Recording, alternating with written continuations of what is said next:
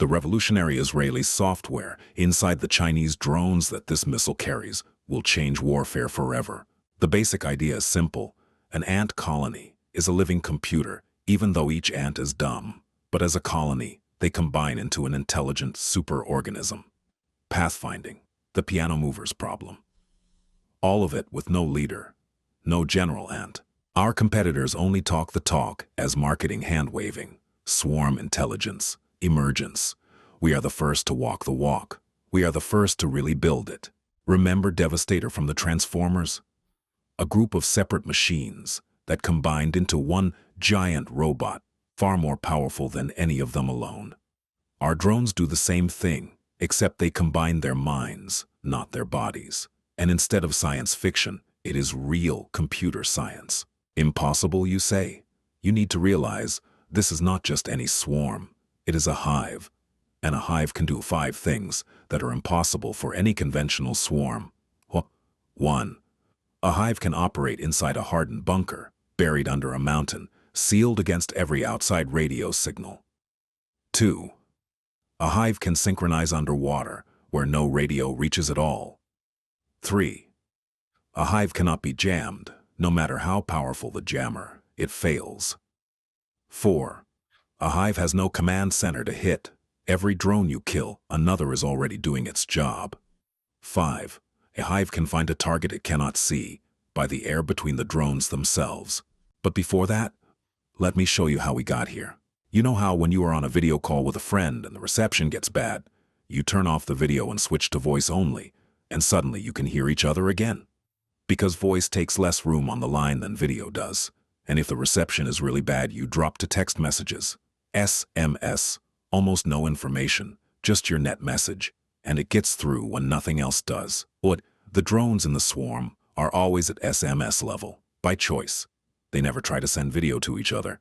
They never try to send voice. They text all the time, like Generation Z. Now you might think SMS is too small to be smart. It is not. Here's how the swarm builds a big brain out of small text messages. The queen gets a task. She splits it into smaller pieces. She sends each piece to one worker drone as a short text, a short question. Each worker thinks about her own piece and sends back a short answer. The queen collects all the short answers and combines them into one final answer. That is the whole trick. The big brain is not in California. The big brain is the queen and her workers texting each other wherever the drones happen to be. And because they only ever pass short text, a short question going down, a short answer coming back up, they can do this anywhere. Text messages can travel a few meters between neighbors. Underwater, where sound carries words but not videos. Inside a metal bunker, no radio signal was supposed to reach. Inside a Faraday cage, anywhere the drones can fly, the big brain flies with them. Observation 3 said, a hive cannot be jammed. Here is why. Imagine your friend is standing across a busy street, shouting something important to you. Now imagine someone walks up right next to your ear and starts screaming. You cannot hear your friend anymore. That is jamming. Whoever is loudest at your ear wins. Every drone flying today has a brain somewhere far away. Either a human sitting with a joystick or a big AI running in a data center. The drone is just hands and eyes. The thinking happens somewhere else, and the instructions travel over radio. The hive has no brain far away. The brain is inside the swarm. The queen is 2 meters from her workers. Not in Ukraine, not in California, not in a relay truck. 2 meters. To jam the conversation between 2 drones 2 meters apart, the jammer would have to stand closer than 2 meters. The only thing that close to a drone inside the swarm is another drone inside the swarm. And the drones change frequency with every message, like switching radio stations mid-sentence. And if one link does get jammed, the message steps around it, drone to drone to drone, like passing a note around a dead desk in a classroom. To jam this hive, you would need to be everywhere at once, on every frequency at once, closer than 2 meters to every drone at once. That is not jamming. That is magic. Observation 4 said, a hive has no command center to hit.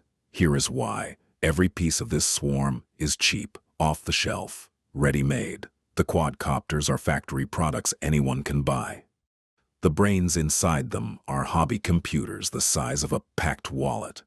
The AI models running on those brains are free and open source, made in China, downloaded in minutes. Each one of those tiny brains is weak. Alone, it is not impressive. But the hive does not use them alone. The queen takes a hard problem, splits it into small pieces, hands each piece to a different drone, and combines the answers into one. 100 weak brains, working together on pieces of the same problem, become one strong brain. A pack of piranhas becomes a great white shark. That is the magic that did not exist until today.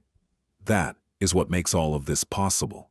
And because every piece is cheap, you can have live backups, flying with the swarm. The queens are scattered among the workers. From the outside, they look identical to every other drone. Shoot one queen down, a backup queen takes over. America also wants a backup for its AI. But each American AI center costs dozens of billions of dollars. One missile hits it, and all the drones become no-brainers. You cannot scatter a data center across a battlefield. You cannot hide it among drones. You cannot build a spare one and have it ready just in case. The hive can, because every brain in it costs less than dinner.